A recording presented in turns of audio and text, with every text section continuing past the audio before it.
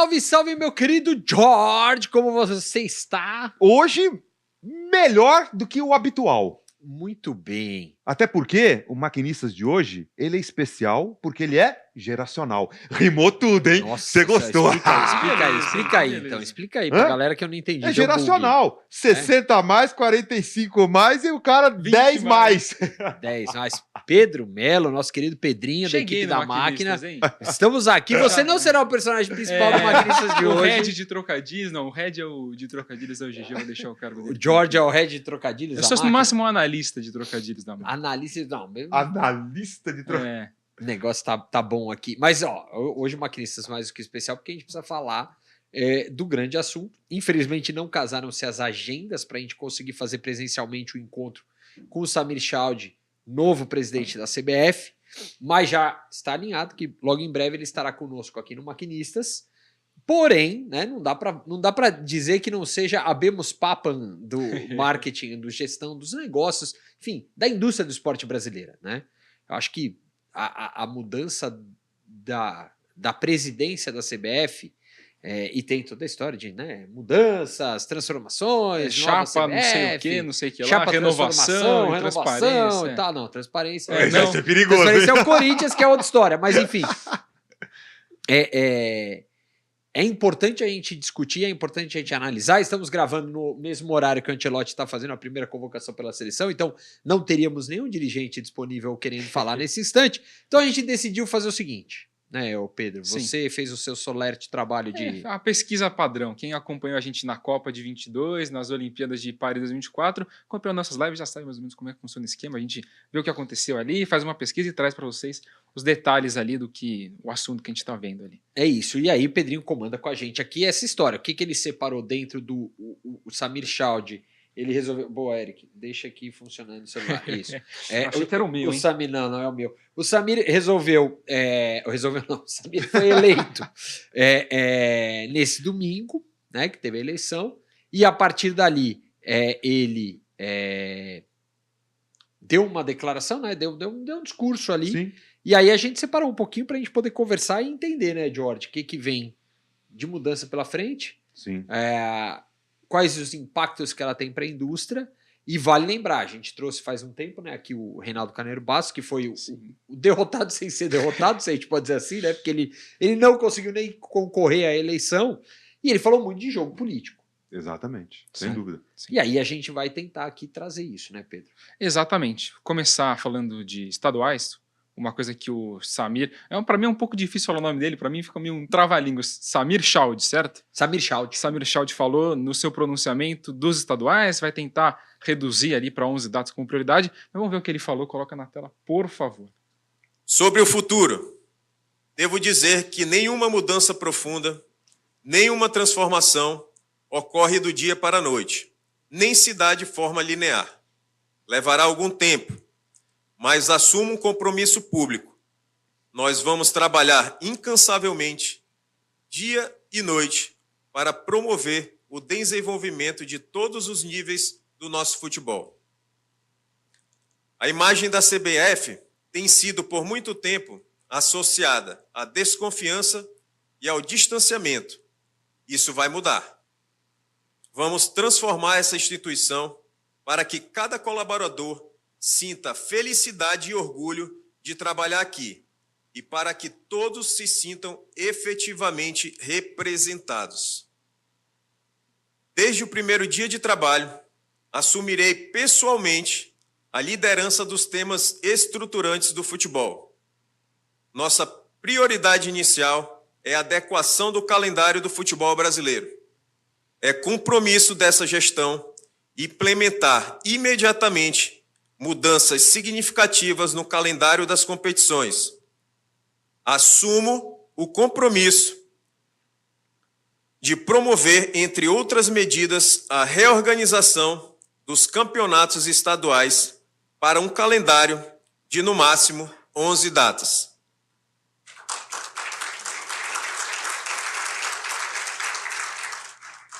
Sem comprometimento da qualidade e da sustentabilidade financeira dessas competições. É isso. Beleza. 11 datas. Hoje são 16, certo? Não, hoje São Paulo são 16. São Paulo são 16. Tem alguns que variam. Teoricamente eram para ser 12, aí alguns ultrapassam, outros ficam menos. A ESPN fez esse levantamento, são 7, né? Federações que têm 11 datas, quase todas do norte do país, norte e nordeste. E aí depois os estaduais, o de Minas, Minas e Gauchão, acho que eram, assim, falando dos que são as grandes praças, os que têm mais contrato de TV vendido e tudo mais, são 12 datas. É uma adequação que não é tão complexa, mas o que tem de interessante para mim nessa história é, com 11 datas, torneios que já tinham mais datas, vai perder dinheiro. De fato, até porque contrato de mídia aí, né? Contrato de mídia, a TV e tem... patrocínio também. Sim, claro. Porque você tem menos jogos, tem menos tempo de exposição, menos tempo para fazer ativação. Você tem menos produto para vender, Exato. menos evento para ser vendido. Exatamente. E aí eu fico pensando, imagino que tem que ver ali para quando vai ser essa mudança. Se for para ano que vem, para 2027. Ano que vem, ele falou. Então. Até porque acho que já tem contratos de mídia vendidos aí para alguns ciclos. E aí como é que vai fazer essa adequação de valores, entregas e tudo mais? Sentar para conversar, né, dar aquela negociada, né? Imagina com a Federação Paulista, ele vai ter que sentar, né? Muda a regra do jogo. Né? Então, muda a regra do jogo. E aí tem que ver, né? Se vai colocar os grandes em uma... Grandes, né? Eu acho que a divisão mais justa às vezes seria quem está em Série A, às vezes alguma coisa de Série B também, para não ficar uma coisa de grande e pequena e aí acabar caindo num critério mais subjetivo. Mas ver ali como é que vai... Se os clubes de Série A ou E ou B vão entrar depois, como é que vai fazer para adequar em 11 datas, também pensando no calendário que ele falou que é uma das prioridades, que não é o calendário só dos estaduais, é o calendário do futebol brasileiro como um todo, né?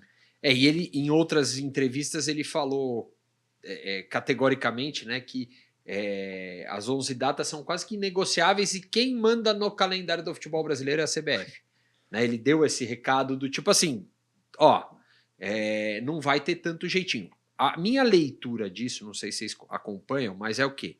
Primeiro que você enfraquece a Federação Paulista, isso é óbvio. Né, as federações, né? Mas mas principalmente a Paulista, que no fim das contas, só o Reinaldo não foi na votação. Sim. O Reinaldo foi para a final da Champions Feminina, não verdade. ficou.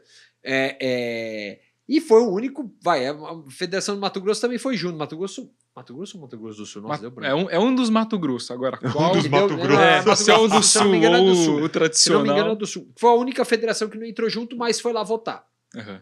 Né? Então, assim, 25 federações estão do lado dele. E ao dizer isso, ele já coloca muito claro que não é uma decisão que está em estudo, não, vai ter no máximo 11 datas. Né? E para mim isso abre espaço para as Copas regionais. Sul-Minas, coisas Minas, assim. Que não tem mais. Copa do Nordeste muito forte na região Nordeste. Sim, e a Copa Verde muito forte no Norte e Centro-Oeste. Né? E aí já começa a ir para aquela ideia de ter uma CBF que olha mais todo mundo, que tenta ajudar todo mundo, e ao mesmo tempo, para mim, uma CBF que já está virando e falando, então, você não me apoiou, né?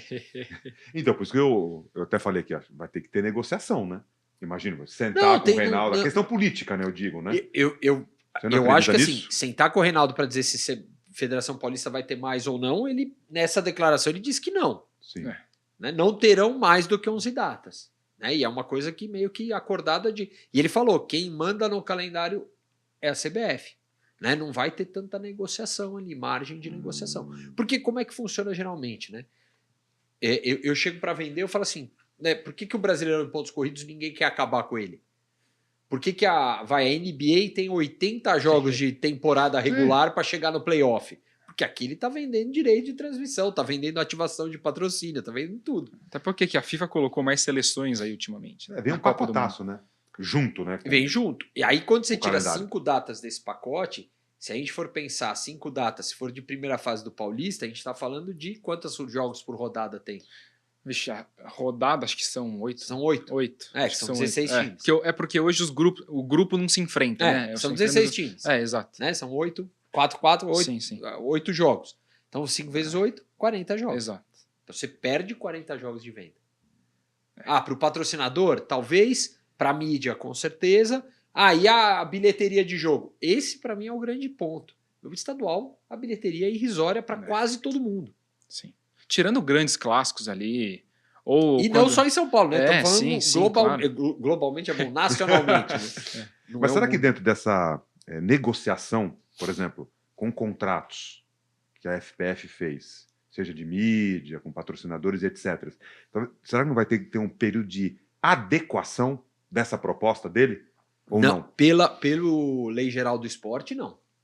O Estatuto dá total poder de mudança depois de 2 anos. O Estatuto do Esporte, quando foi criado, depois virou a Lei Geral do Esporte, isso é 2003, Pedrinho estava nascendo.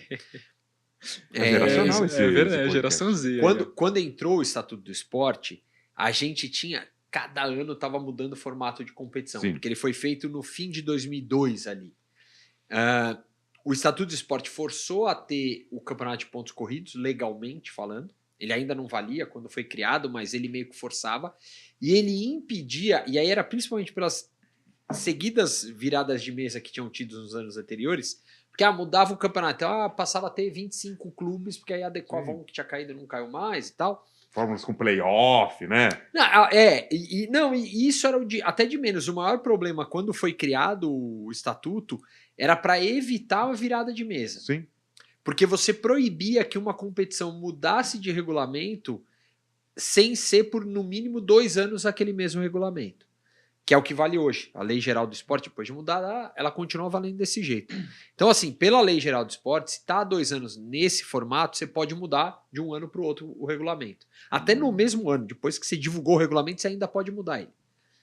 Então, teoricamente, se a CBF chegar e falar assim, escuta, você tem 11 datas, se vira. Agora é problema seu para fazer em 11 datas. Você não pode gastar mais data. Entendeu? Ela pode até gastar mais data, mas aí o que a CBF pode fazer? Ela pode marcar um jogo da Copa do Brasil dentro da data que seria do estadual. Que é o que acontece no Maranhão, que tem. O Maranhão, se eu não me engano, é o mais longo de 18 datas. Teve esse ano que acabou, acho que foi do Belém do Pará, não sei se teve algum problema. Acabou em maio. O estadual acabou agora.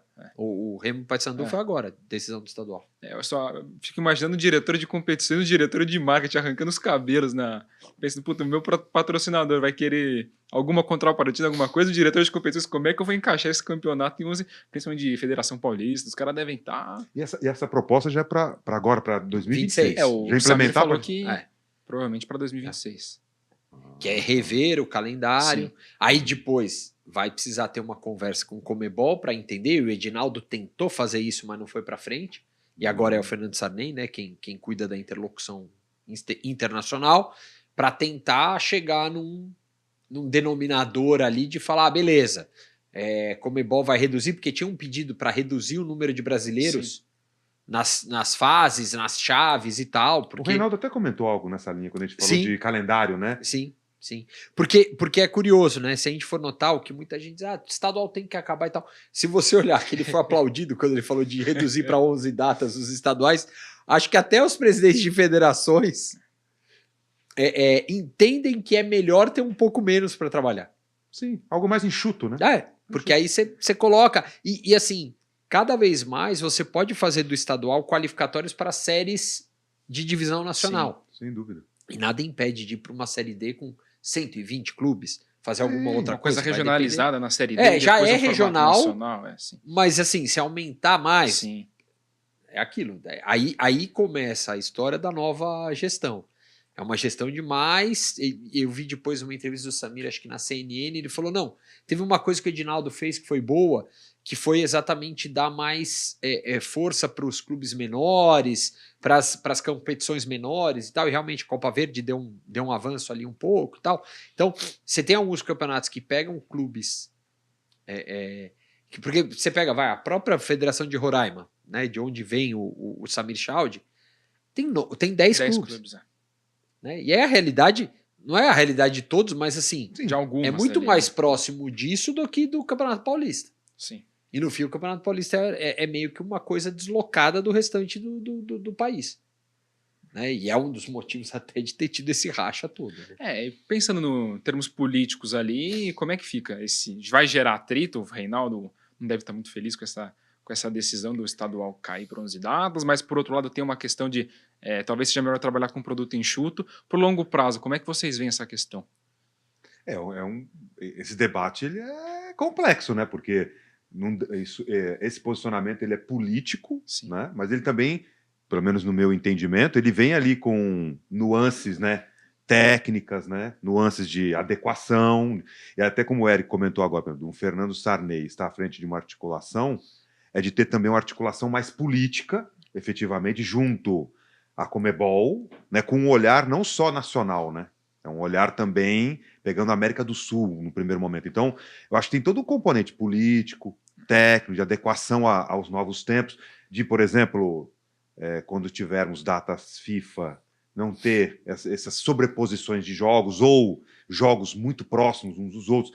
Acho que tem uma série de readequações. O que me surpreende é essa posição tão firme, né, assertiva, né, e aí eu já não sei se ele está, digamos assim, aproveitando dos famosos 100 dias, né, de um mandato no qual realmente você tem força política para iniciar determinadas implementações, mas o que me chama a atenção é o que o Eric acabou de falar, por exemplo, de muitas federações até aplaudirem essa redução de datas, mas ainda eu não consigo ter uma leitura tão assim cristalina, se é só político ou político mais técnico, um olhar para o calendário nacional e um olhar também para o calendário da América do Sul. Eu não tenho essa clareza ainda. Não sei se vocês já têm isso aí, mas... Eu tenho para mim que o argumento técnico vai ser bastante usado e decisões políticas serão tomadas. Você usa o argumento técnico e toma decisão política. Esse caso específico de Brasileirão, de datas de estadual, já para mim é o primeiro. Né? É uma decisão que mina financeiramente talvez um grande opositor, se a gente pode dizer assim, ao mesmo tempo aproxima os clubes que estão, né, se a gente lembrar, foram 20 clubes de Série A e B que não foram para a eleição. Sim. E 10 de cada ainda. Foi muito engraçado, porque no fim rachou no meio. A questão dos clubes rachou no meio. Foram 10 de Série A que foram para votação, 10 de Série B que foram, 10 que ficaram, 10 que ficaram.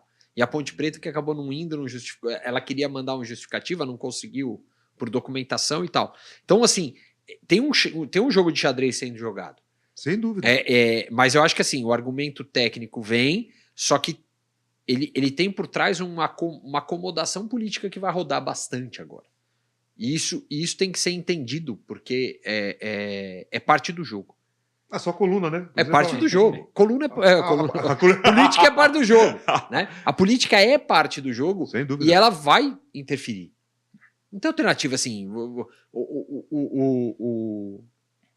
Se você deixa campo para o Reinaldo e o discurso do Reinaldo ir crescendo de insatisfação, de não sei o quê, você politicamente se enfraquece.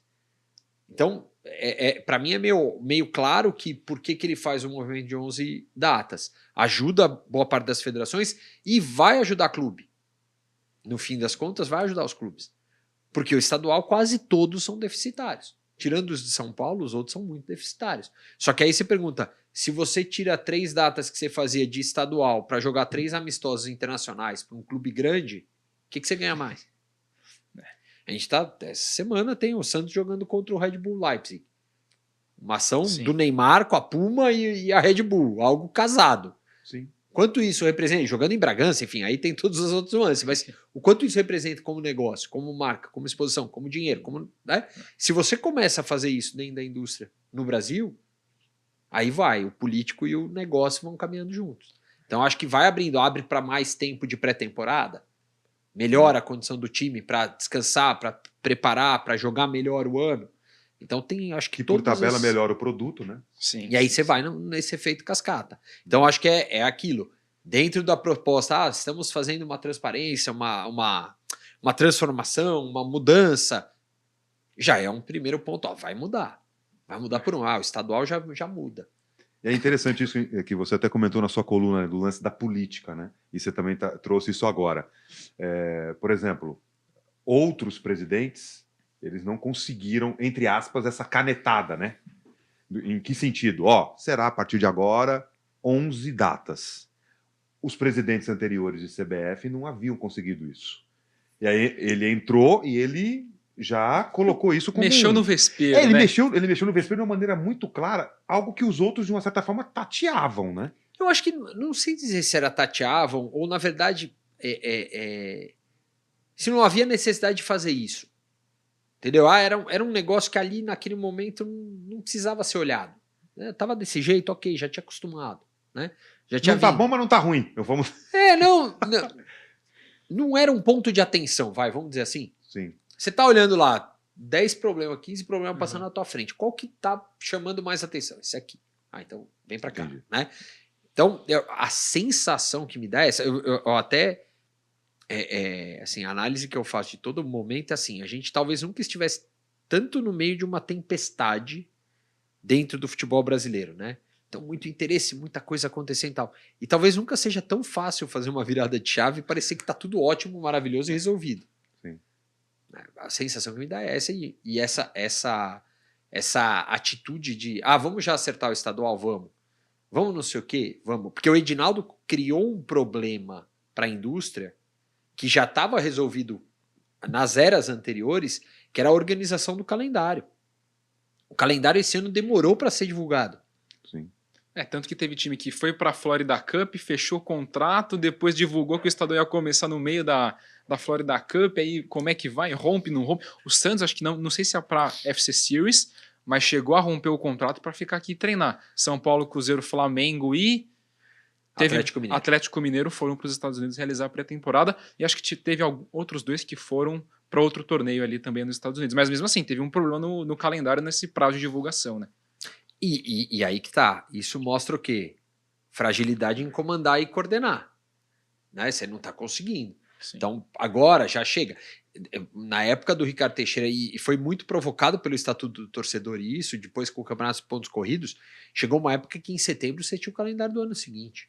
Pô, em setembro, é excelente, é assim mesmo. Sim, sem dúvida. A gente muitas vezes estava mais adiantado que todos os outros países, à exceção da Alemanha, no calendário do futebol. E isso é um ótimo sinal, significa que está fazendo direito. Todo mundo consegue planejar, consegue pensar melhor, consegue pensar a temporada e tudo mais. Sim. Então a gente estava vivendo um momento de muita turbulência que eu acho que agora dá uma ajustada. Bom, falando um pouquinho de melhorar o produto, uma coisa que precisa do nosso futebol brasileiro para melhorar o produto é justamente a Liga. O Samir falou um pouquinho no seu pronunciamento também. Liga e Fair Play Financeiro junto. A gente Vamos vai lá ver pra pouquinho Liga. aqui. Vamos ver aqui. O Fair Play financeiro também será uma prioridade da nossa gestão. Considerando a complexidade do tema e as diferentes formas de regulação, a CBF irá promover um amplo debate com a participação ativa de clubes, federações e especialistas. Nossa ideia é que seja instituído imediatamente um grupo de trabalho sobre fair play financeiro no âmbito da CBF, com o objetivo de propor diretrizes para uma regulação moderna e adequada à realidade do futebol brasileiro.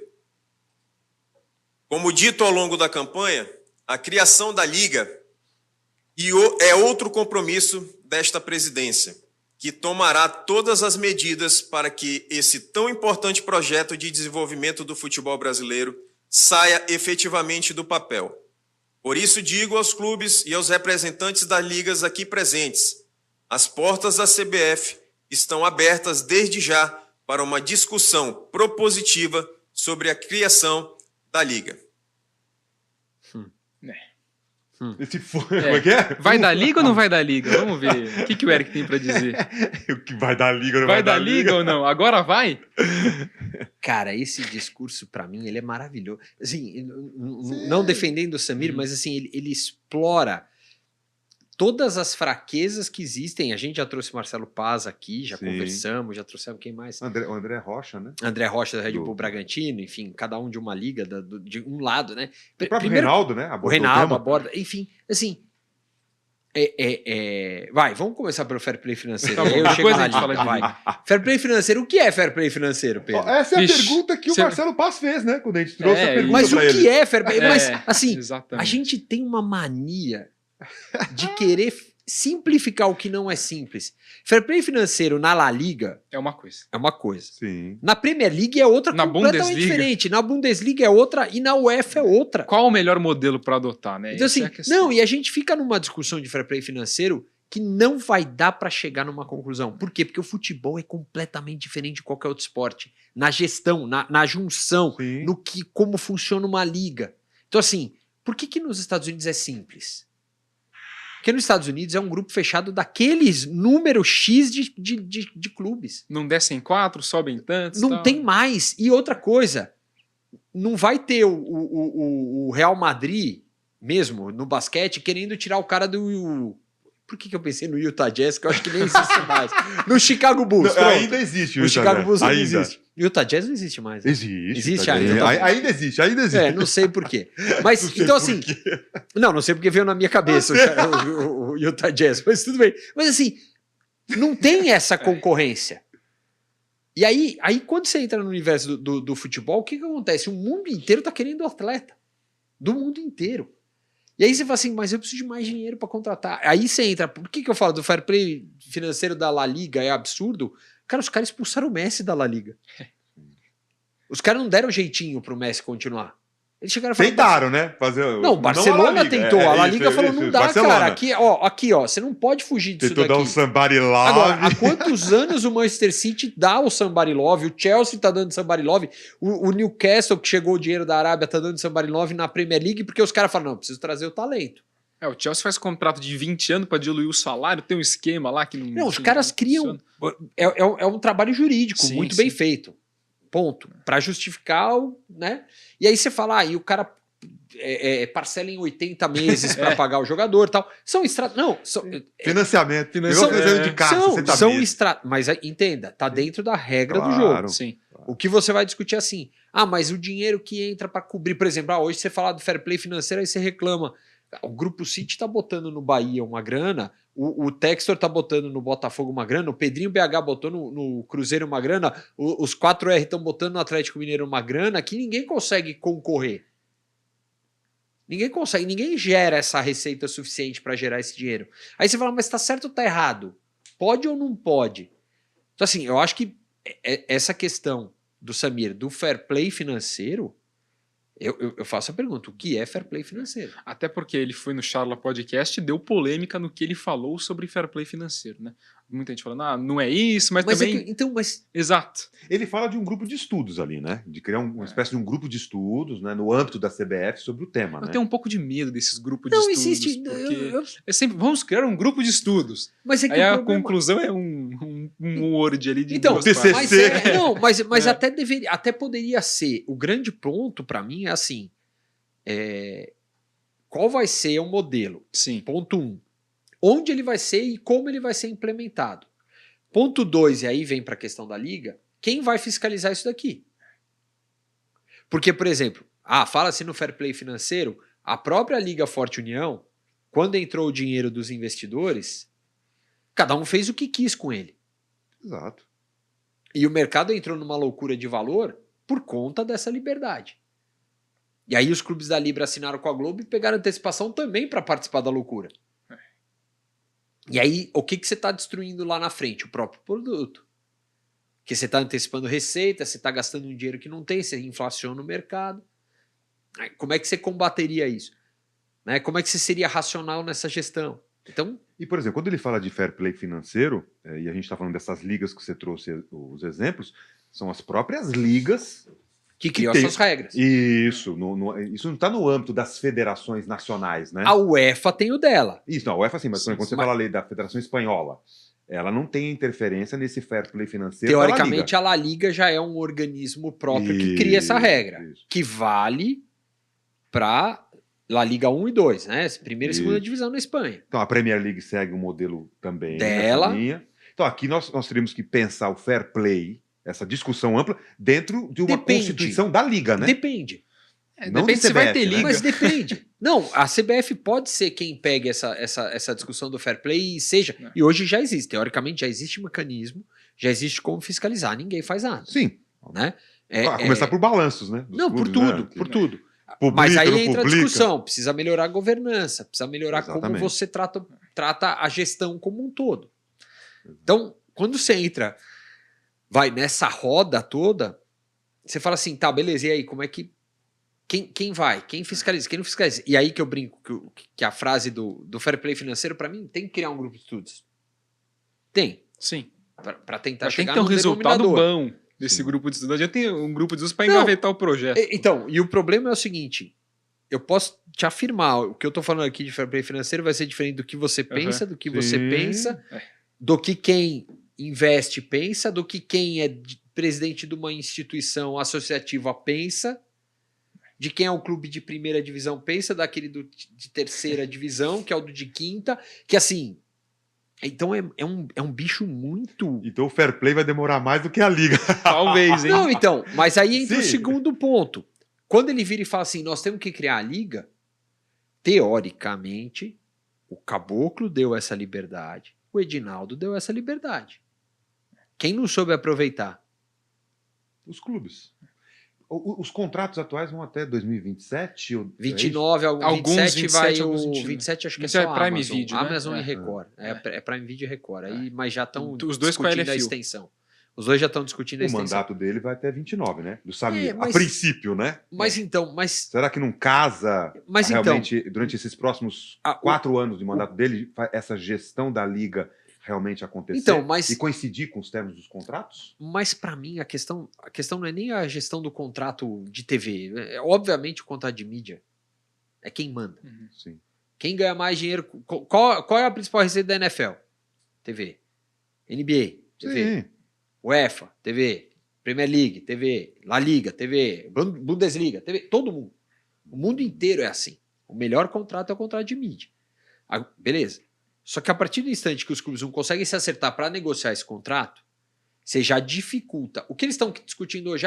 Nós vamos ter uma liga, porque aí a gente organiza a competição. Beleza. O que é organizar a competição? Gramado, Não, estádio, padronização, competição, calendário, essas coisas. Tabela de jogo, Sim. delegado de jogo, E isso, arbitragem de jogo. Isso custa, viu? Eu fico Não, olhando os borderosos tem ali, a é questão uma bala de para custo, contratar tem os a questão de delegados, não sei o quê. custo e tem a questão de gestão desse negócio. Sim. sim. Não é fácil. Que atualmente está com a CBF, quando a gente Isso- fala de organização de um Isso é campeonato CBF. brasileiro. A Premier League, por exemplo, puxou para ela. E- A La Liga, eu acho que é um híbrido que os árbitros são treinados pela FA, Federação Espanhola, mas trabalha pela Liga, enfim, se eu não me engano é isso. Enfim, é difícil esse negócio. Assim, não é uma coisa simples, girei a chave. Onde vai estar a receita ou onde vai estar a linha de custo disso daí? Sim. Vai estar metade na LFU, metade na Libra? Vai estar cada clube mandante paga o seu? Como é que vai ser esse negócio? Porque ele entra num grau de complexidade. Na boa, hoje a LFU e a Libra praticamente têm os principais executivos, ponto final. Não tem mais ninguém para baixo. É tudo terceirizado. O Marcelo Passo comentou aqui, quando a gente falou de liga, que ele até comentou, né? Ele falou assim, agora que, digamos assim, por mais que ainda esteja se perdendo dinheiro, agora que já está tudo separadinho, é possível, na visão dele, que seja introduzido o tema discussão da liga, né? Que era uma coisa que ficava, aquela coisa que estava ali, né? Quanto que eu vou ganhar? Agora que a coisa está mais assentada. Então, tipo assim, ele entende que esse seria digamos assim, um bom sinal para que os clubes começassem a tratar desse tema. Só que o Reinaldo, quando esteve aqui, pelo menos para mim ficou muito claro, que ele falou, tá faltando os clubes sentarem com pauta ou sem pauta para discutir o tema. E aí, óbvio que, infelizmente, a gente não conseguiu fazer essa pergunta para ele, que era uma pergunta que eu gostaria de ter feito. Então, falta uma liderança para que os clubes possam sentar e começar a discutir. Eu acho que seria tem essa excesso... liderança agora o Samir? Não, eu acho que tem excesso de liderança. Tem muita gente querendo mandar. Então, e aí como, né, E aí ninguém vai chegar no convergir, acordo. né? Ninguém vai chegar no acordo. Ninguém vai chegar no Então acordo. não tem uma liderança assim Não, que não se tem. sobrepõe às Mas demais. mas não precisa ser uma liderança que se sobreponha. Precisa todo mundo entender que precisa ser feito. Não interessa quem manda. Ou você faz isso, ou não vai pra frente. E assim, não pense que criou a liga resolveu o problema. Não, gente. claro que não. Não é isso. Assim, você precisa... A liga vai fazer diferença? Depende. Eu sempre uso o exemplo da UEFA. Cara, a UEFA é uma entidade como é a CBF, totalmente política, em que são eleitos os presidentes das federações internacionais de cada país que elege, igual é a Conmebol, mas ela gerencia bem o que ela tem de produto. Né? O que precisa ver? Beleza, vai transferir para a CBF esse poder? Os clubes claramente na eleição disseram que não. Eles que querem cuidar. E aí se tivesse ali na cadeirinha ali de presidente da CBF, a partir de hoje é todo seu. Leva aí, vontade. o pacote é esse, é teu. Então, mas ele deu a entender numa das falas dele, né, que ele falou que a CBF vai focar em seleção feminina Masculina. base, É. a seleção masculina, né? E que um dos pontos que é essa questão de liga, de organização de campeonatos, né, do campeonato nacional, né? Isso vai ficar com os clubes. Mas, por exemplo, a CBF vai ficar com Copa do Brasil também? Então, aí entra a história de onde os ovos estão dourados, né? CBF. Qual que é a galinha aí? A Copa do Brasil é uma beleza. Copa do Brasil, e é interessante, a Copa do Brasil funciona no modelo de liga organizada pela CBF. Ela centraliza a comercialização, ela centraliza todas as vendas e ela repassa para os clubes os dinheiros. E os clubes adoram, porque ganha bastante, sobe de fase e tudo mais. Fizemos matéria outro dia, né? 15 milhões quase de prejuízo de quem não foi. Prejuízo não. De deixar de arrecadar. Isso somado, né? Cada um somando, mais ou menos 3 milhões que cada um deixou de ganhar por não passar de fase. Os grandes da Série A ali, né? Santos, Grêmio, Fortaleza e tinha mais um. Vasco. Então, assim, quando você tem todo esse cenário, você joga a responsabilidade pro clube, eu quero ver se o clube tá pronto para aceitar a responsabilidade de tocar adiante. Por isso que eu brinco, eu dou risada nessa história de falar de liga. O fair play financeiro, para mim, é uma coisa que é abstrata. Ela é abstrata. É igual a arte do Van Gogh, essas coisas. Não, eu falo, o único caso de fair play financeiro que existiu foi tirar o Messi da La Liga. E você olha e você fala assim, cara, como é que a La Liga faz isso? Você tá tirando o teu melhor jogador e bem pouco depois do Cristiano Ronaldo sair também. Sim, é verdade. Então assim, você perdeu os seus maiores ativos no intervalo de meio ano. E dependendo, assim, é que o Cristiano Ronaldo saiu na época pro United. Não, né? pra Juve. Foi pra Juve. Mas assim, você vê, às vezes tinha gente que queria assistir a Champions League pra ver Cristiano Ronaldo e Messi. Os dois, um vai pra MLS, também que já estão em fase final de carreira, e o outro vai pra Arábia. Às vezes, dependendo do fair play financeiro, se acontece recorrentemente isso, a própria UEFA pode acabar perdendo talentos da competição principal dela, que é a Champions League. Por isso que, assim, você fala assim, se seguisse a risca um fair play financeiro, o Manchester City não seria esse time. Sim. Até ele conseguir gerar receita suficiente para contratar desse jeito, demoraria um certo tempo.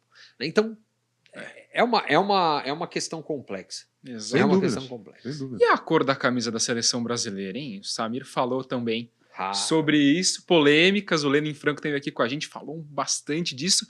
Vamos ver o que ele falou das cores do Brasil e da camisa da seleção brasileira.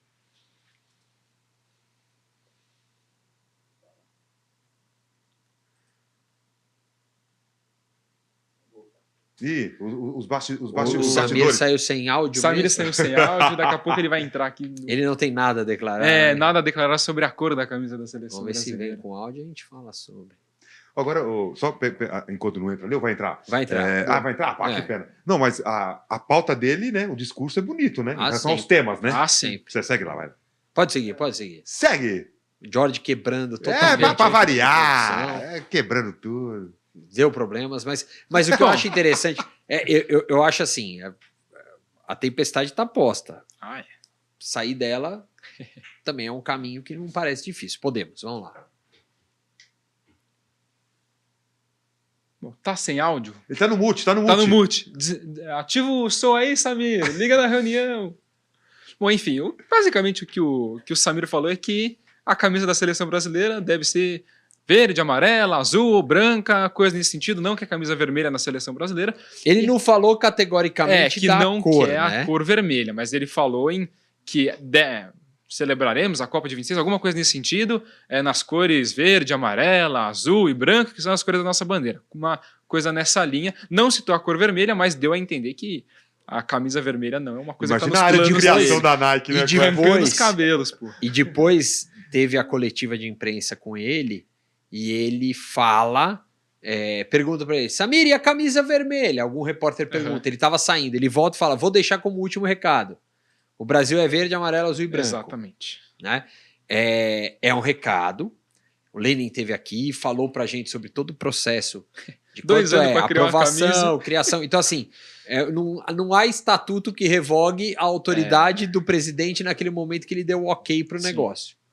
Então, isso não tem muito como fazer. Então, assim, não vai ter... ele pode dizer que a camisa é azul, verde, amarela. Vamos ver o que ele vai dizer. Agora vai, hein? Agora vai. Em relação à seleção masculina, queremos mais que títulos. Queremos que o povo brasileiro volte a se identificar com a seleção canarinho. A seleção, suas camisas amarela e azul, são símbolos da nossa identidade nacional. Que na Copa do Mundo de 2026 estejamos todos juntos na torcida e unidos no amarelo, no azul, no verde e no branco, que são as cores que simbolizam e representam a nossa nação. O recado tá dado, né? Recado tá dado. Resta saber, Resta saber se o contrato vai permitir. Porque a Nike renovou recentemente. O Lenin Franco, que estava no comando do marketing da CBF, veio aqui no Maquinis, falou bastante sobre isso. E é um contrato, acho que é o maior da Nike no mundo, o maior de material esportivo entre seleções, mas é um contrato 100 milhões por ano. 100 milhões de dólares. Por ano. Então, assim, e ele explicou, né? Um processo que dura ali 2 anos, mais ou menos 2 anos antes da Copa do Mundo, você desenvolver uma camisa. Aí chega um novo presidente, não gosta da cor da camisa, como é que faz para mudar? Se dá para mudar, gera atrito com a Nike, não gera atrito com a Nike? Como é que fica essa relação tanto política quanto de designer em torno do produto? Você trouxe uma pergunta. O ponto básico é assim. Isso o Lenin falou aqui, né? Tem um contrato e o contrato tem os seus ritos. A partir do instante que a diretoria da CBF aprova a camiseta, ela passa a ser aquela. Tá valendo. A Nike vai para a etapa de produção. E o Lenin explicou aqui, a produção ela é quase como uma fábrica produzindo um carro. Então, tem o chassi ali, tem o básico, que é o tecido principal da camisa, mas tem o detalhe do escudo, o detalhe da manga, o detalhe disso. Cada um vende um lugar, cada um vende um lugar, etiqueta e tudo mais, e você não tá falando de 100 peças. Você está falando de algumas dezenas de milhões de peças para vender no mundo inteiro.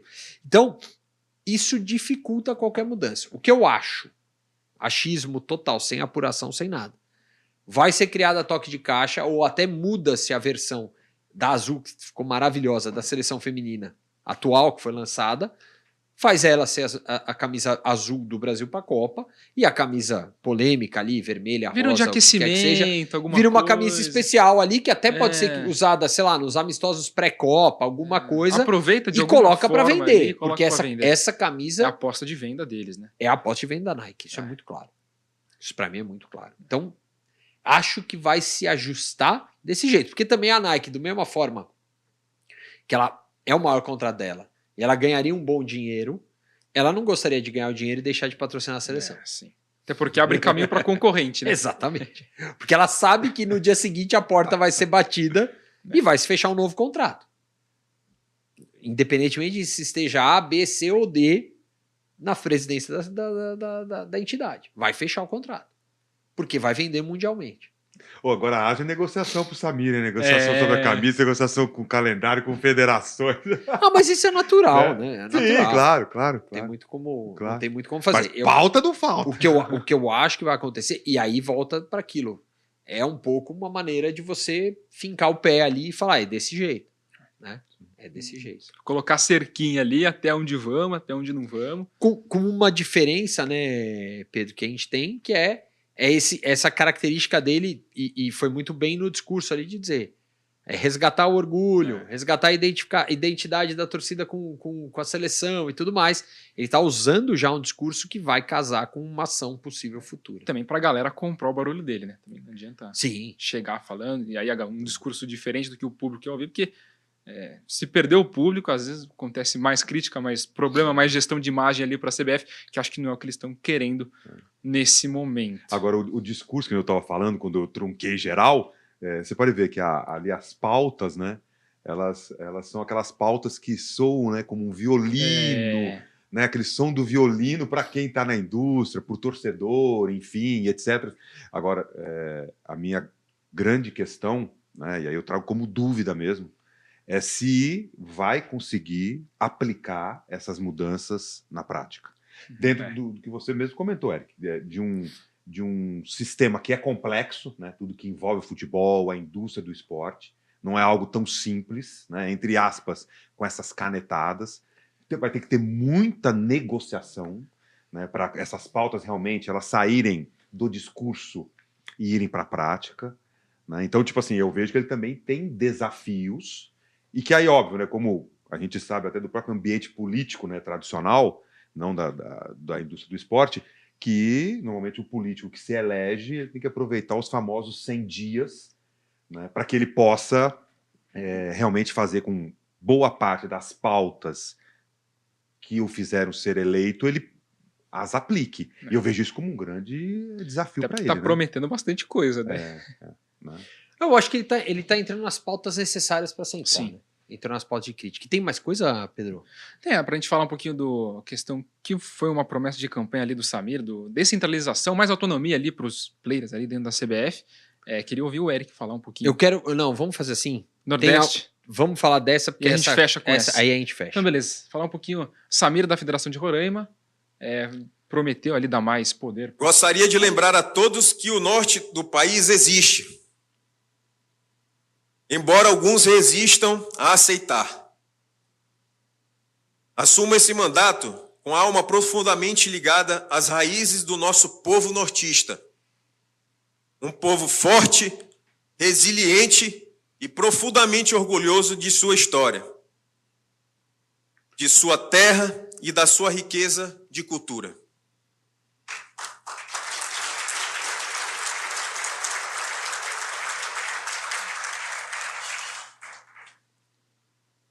Essa nova CBF nasce com a alma do norte, com os pés fincados na cultura macuxi, com o olhar voltado para o futuro e com compromisso inegociável de honrar a identidade, os sonhos e o potencial imenso da nossa gente.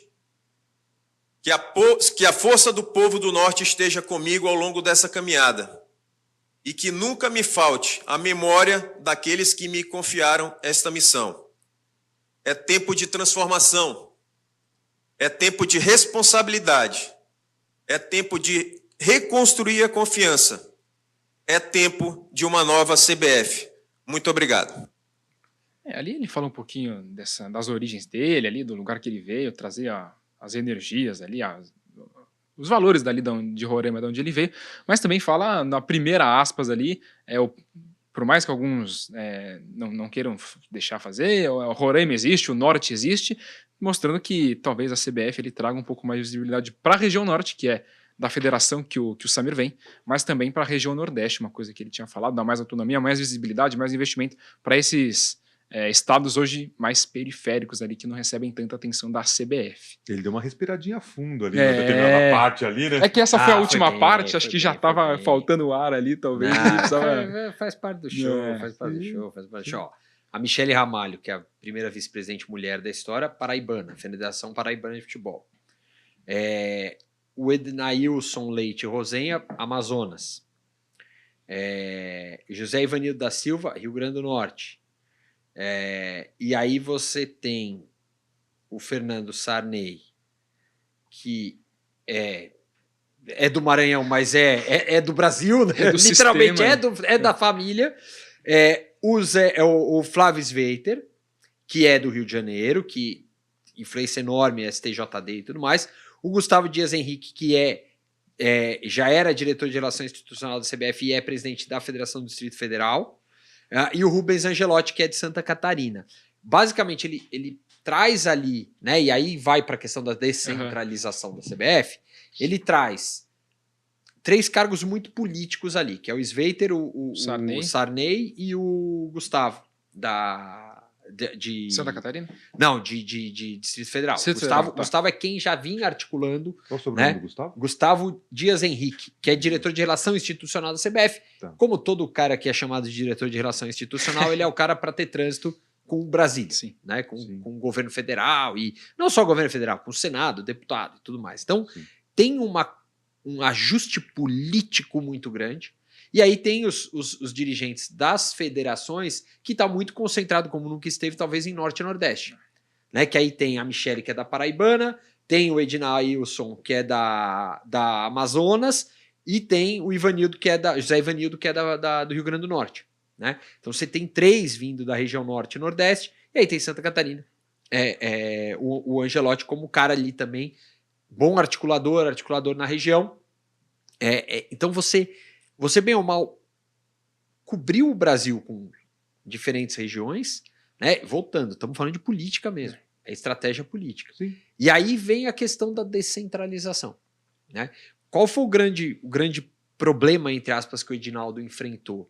O Edinaldo tirou o Sarney da articulação internacional, que era o quê? Representar o Brasil na Conmebol e na FIFA. Foi algo que ele fez recentemente. E foi quando ele começou a assinar ainda mais a carta de renúncia dele, né? Sem ser carta de renúncia.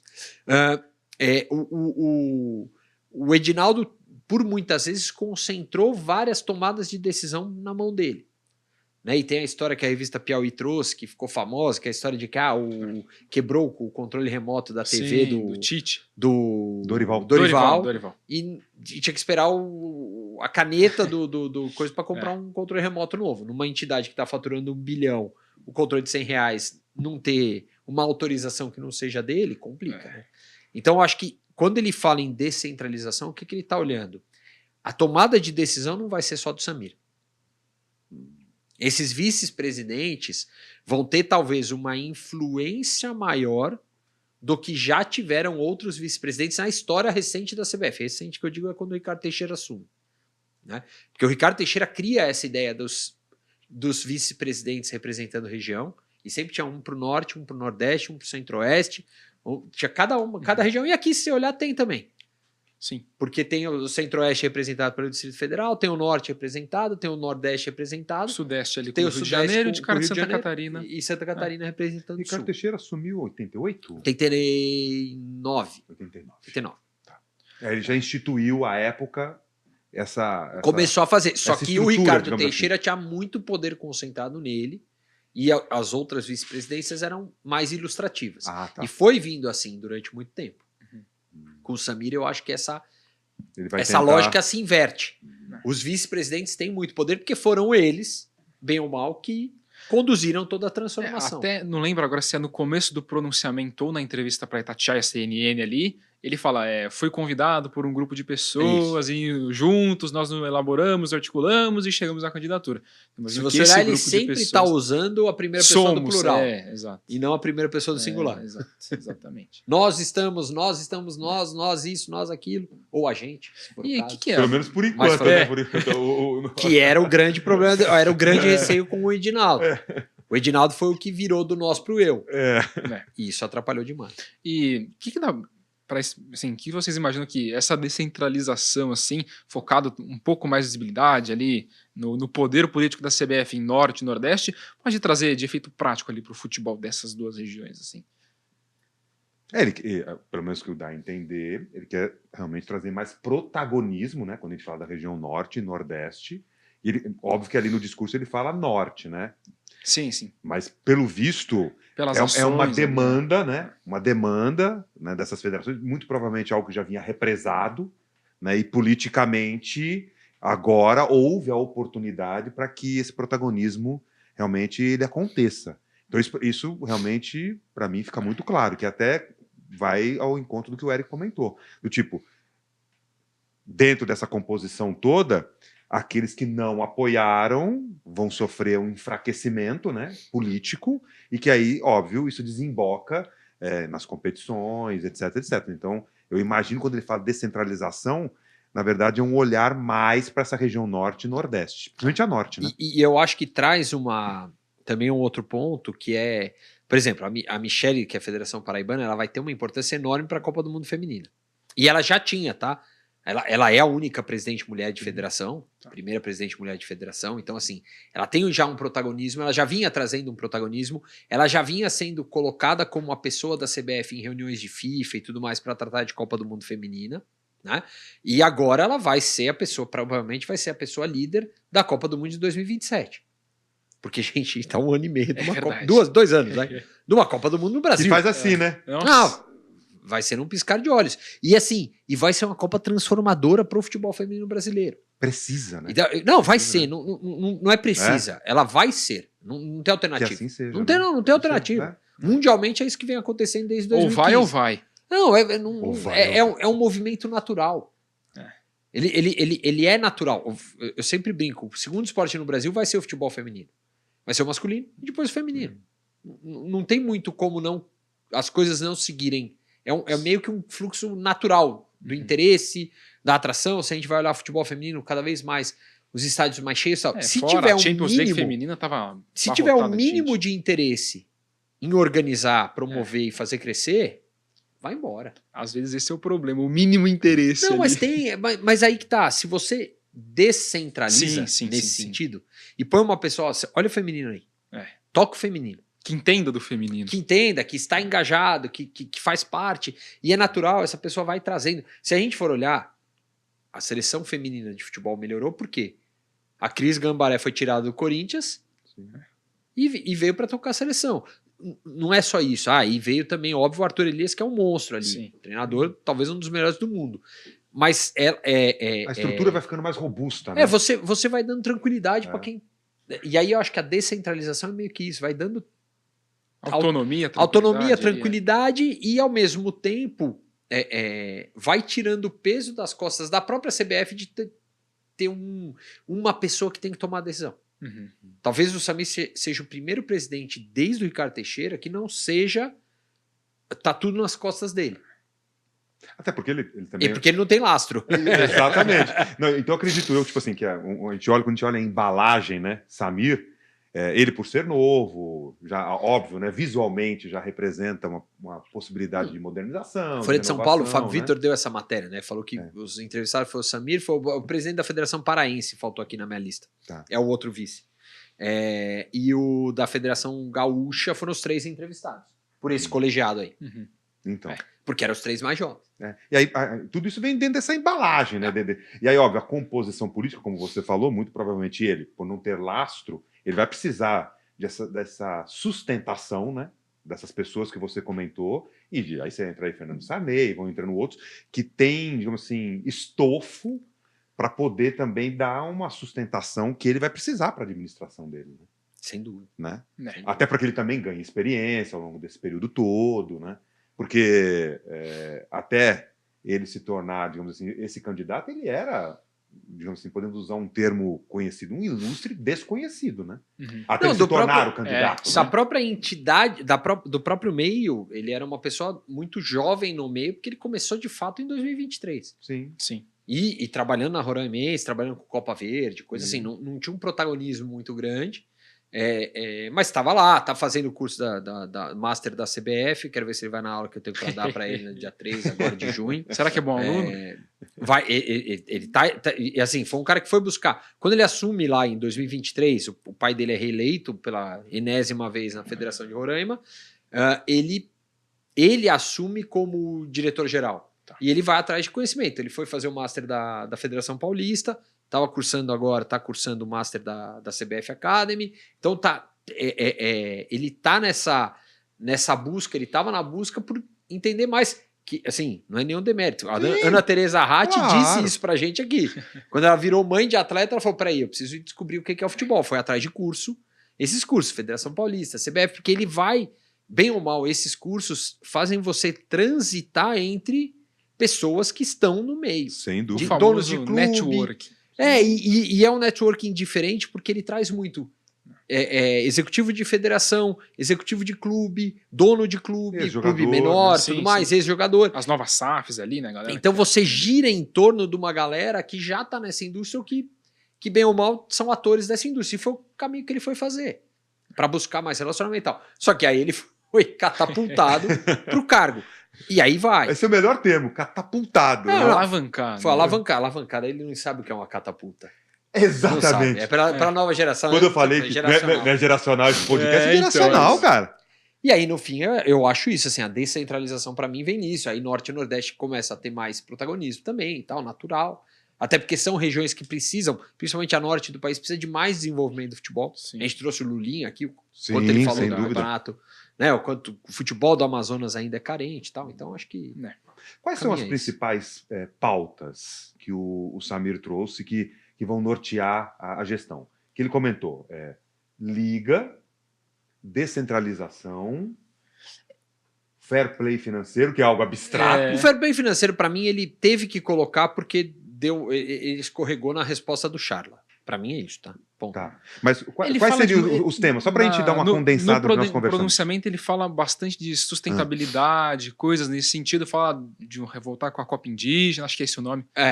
E Acho que a torneios, Copa das Nações iniciativas Indígenas vai assim meio ESG. Acho que tem coisa nessa linha que vai ser pilar dessa gestão também. Mas então só tentando dar uma Então vamos lá, condensada. a redução de datas estaduais. Então, calendário. Calendário, liga. Liga. Que Tá junto do bloco calendário, bloco fair play calendário, financeiro fair também play tá junto financeiro. desse bloco. A sustentabilidade, essa descentralização E essa descentralização. E Copa do Mundo Feminino. e a né? cor da camisa da seleção, que aí a gente vai ter que esperar março, o quê? Ah, não. Do ano Daqui a que pouco vem? deve ter novidade. Ainda vai definir, né? Enfim, quem vem para a área do marketing, exatamente. quem vai É tocar de verdade. fato o dia a dia ali, né? Com a Não só o Nike, político, mas o dia a dia executivo da CBF, que a tendência também, que era um cargo que foi meio que. Foi algo que, se não me engano, até o Marinho que trouxe, e aí depois foi se perdendo um pouco.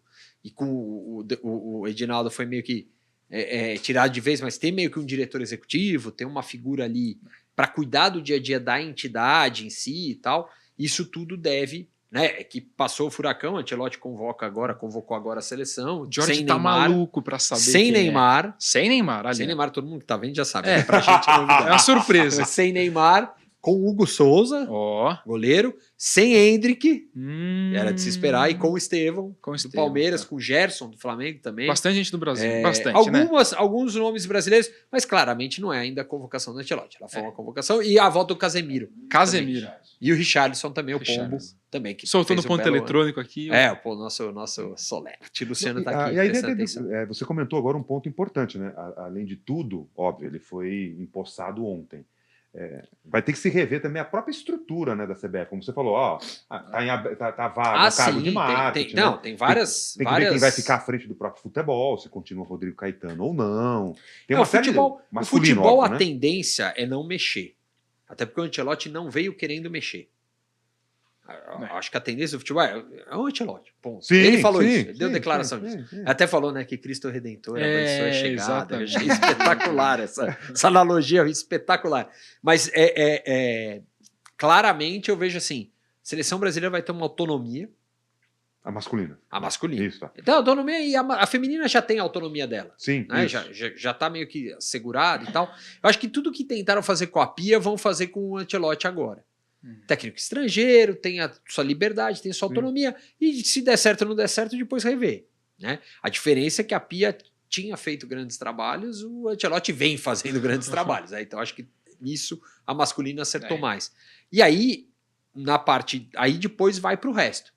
Né? Aí vai ter um diretor de seleções, que é um cargo cobiçado. Né? Diz Os bastidores. Não. Tudo indica que deve ser o Gustavo Feijó, que era um extremo opositor do Edinaldo. Foi quem tentou em 2022 se lançar candidato, não conseguiu a assinatura necessária. Mas é um cara que ganhou força, principalmente quando o Edinaldo, tudo que ele tinha dito que poderia acontecer, aconteceu, e aí ele ganhou força depois do bastidor. Pode ser que volte como diretor de seleções. E aí tem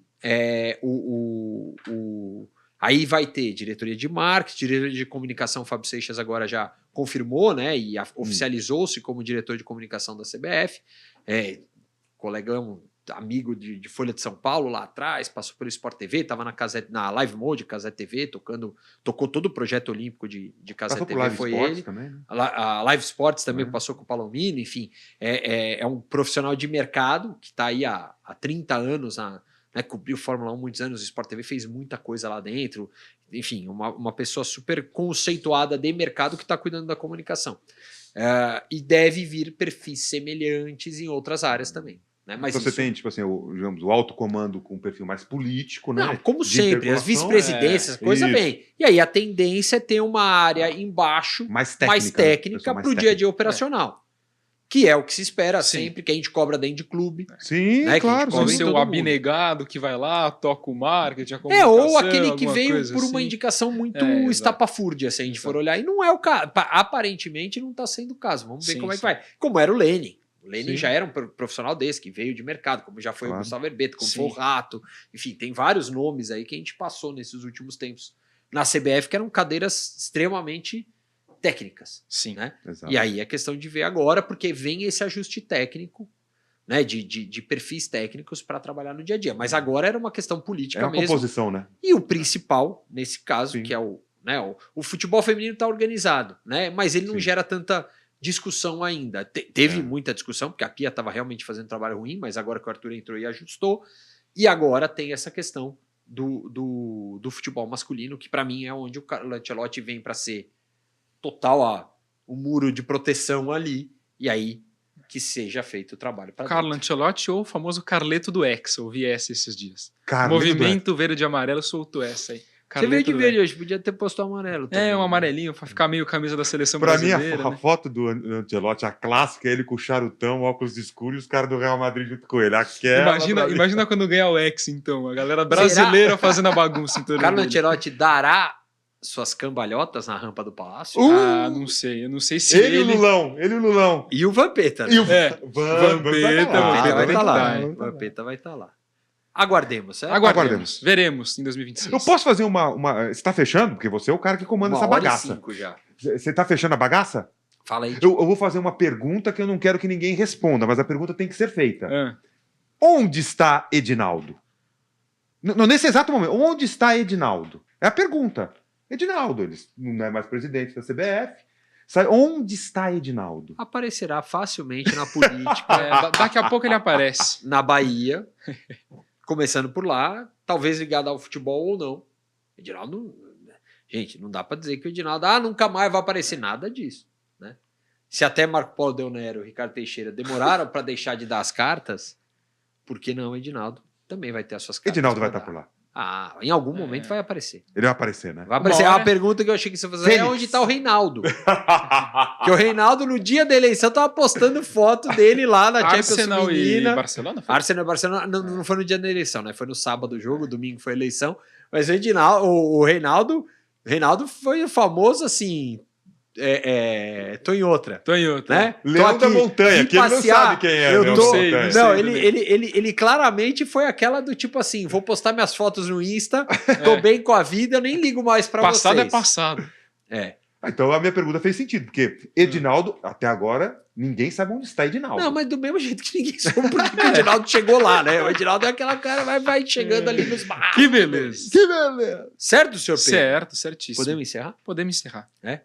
Diariamente, maquinadoesporte.com.br. Hoje, sem direito ao momento George. Ele foi. A pergunta. Foi a pergunta do Edinaldo. Foi o momento Não George. foi o momento do George, foi a pergunta do George. Foi pergunta do George. Pode ser nesse novo formato de podcast, pode ser a pergunta do George. Só deixa a pergunta e a gente E a gente fecha vai o embora, podcast. ninguém sabe a Fecha, a resposta. pergunta Não tem resposta. que não vai calar. É. Né? Exato. Que não vai calar, não É. vai calar essa pergunta. Ninguém sabe, ninguém viu, mas diariamente maquinadoesporte.com.br, nas redes sociais, @maquinaesporte.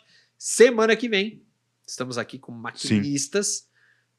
Esse foi especialíssimo falando sobre o Abemos Papam da Confederação Brasileira de Futebol, o que esperar de Samir Chaud, novo presidente da entidade até 2029.